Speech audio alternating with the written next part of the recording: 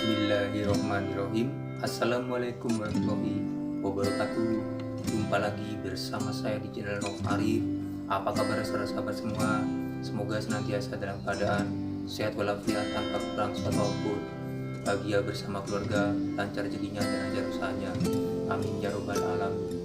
Baik, kali ini saya akan bagikan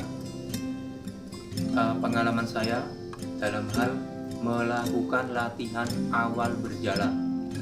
Latihan awal berjalan ini adalah latihan tidak mudah dikarenakan apabila semakin lama kita terdiam di tempat tidur ataupun di kursi roda sebelum kita bisa melangkahkan kaki berjalan, walaupun dengan kondisi yang tidak baik. Akan tapi ini awal yang baik. Bagaimana pengalaman saya waktu itu? Saya waktu itu pertama kali bisa melangkahkan kaki saya berjalan, walaupun sangat jelek sekali saya bilang, karena cuma bisa 3 atau 5 langkah. Tapi dari 3-5 langkah awal ini bisa menjadi 1000 langkah. Dikarenakan apa? Pertama kali saya paksakan untuk bisa melangkah ini luar biasa. Lutut ini sakitnya luar biasa. Ternyata di sini tubuh kita ini kan terhubung dari persendian. Setiap ruang gerak saya ini terhubung dengan persendian. Ternyata apabila tubuh kita itu lama tidak digerakkan, persendian kita itu mengering. Ini yang paling bahaya. Saya merasakan langkah kaki saya itu sakit sekali, sampai menangis saya. Yang saya rasakan, saya sampai nangis karena apa? Saking sakitnya. Tapi karena saya ini berusaha untuk bisa jalan, apapun yang saya rasakan saya paksakan. Karena perjuangan seorang stroke ini luar biasa.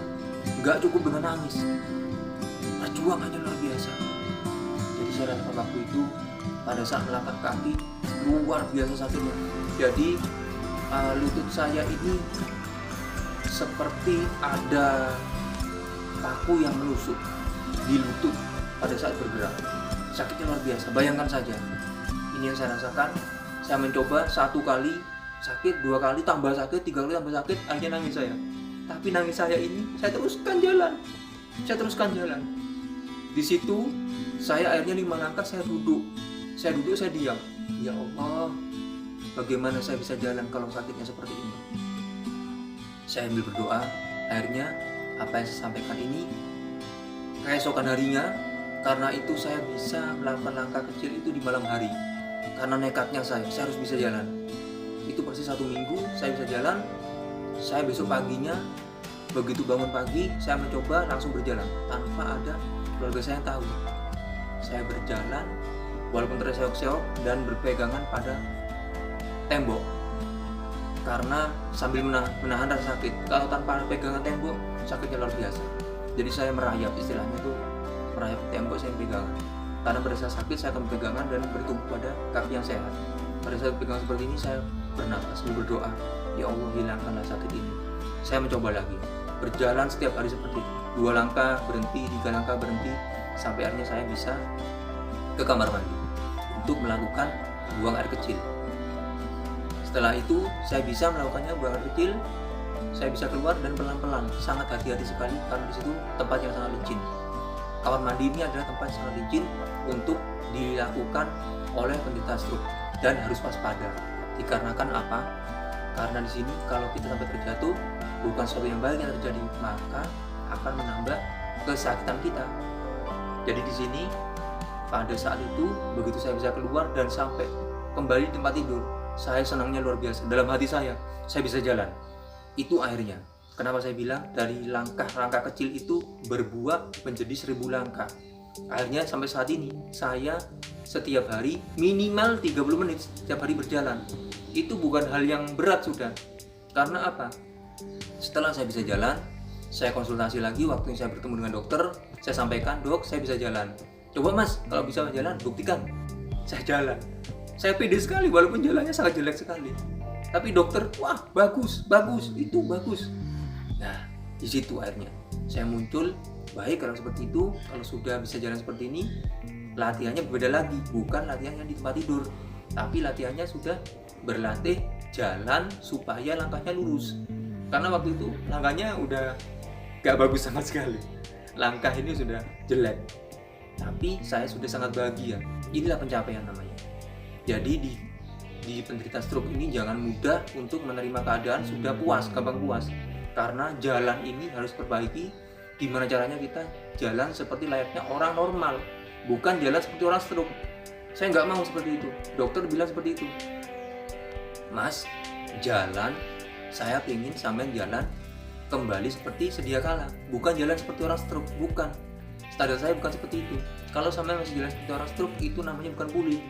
Akan tapi itu hanya bisa jalan, makanya itu yang saya nantikan dulu, saya bisa jalan.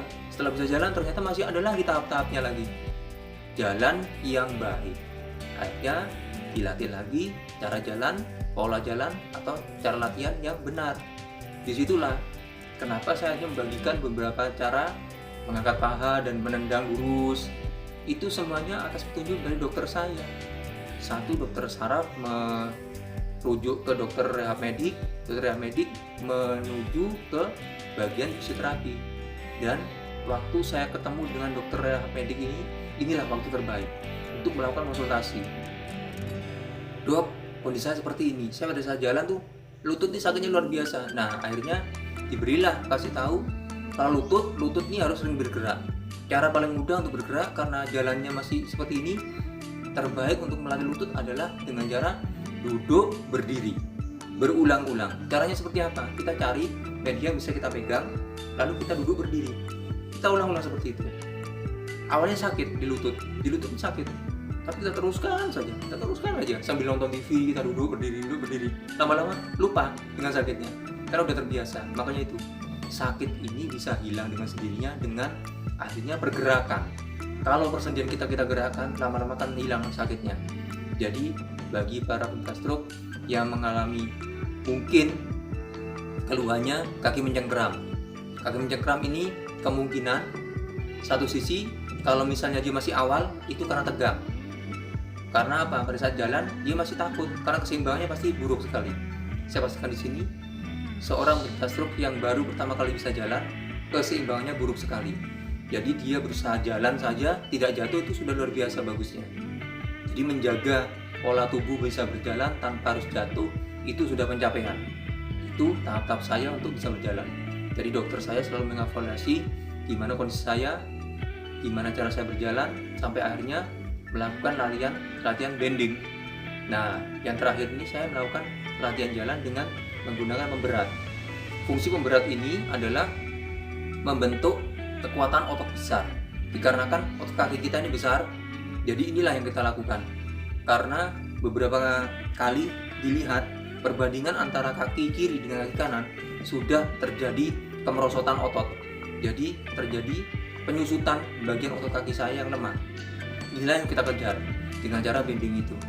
Yang mana selain latihan bending, mungkin bagi para penderita stroke yang mungkin rumahnya atau tempat tinggalnya dekat dengan kolam renang, bisa dilakukan latihan dengan cara terapi di kolam renang, yaitu terapi berjalan di kolam renang. Jangan berenang, berjalan saja. Karena ini adalah hidroterapi. Hidroterapi ini pada saat kita berjalan, satu sisi kita otomatis kita ada pemberat yang mana melatih otot kita. Yang kedua, hidroterapi ini memberikan efek tambahan oksigen di kulit kita, di pori-pori tubuh kita itu memberikan efek tambahan oksigen karena kandungan oksigen yang banyak di air ini masuk ke tubuh kita. Ini menambah, memperlancar aliran darah. Jadi di situ jangan khawatir, carilah tempat kolam renang yang terjangkau, jangan terlalu dalam. Intinya apabila Anda tenggelam atau kepleset masih bisa berdiri lagi tanpa harus minta tolong orang lain.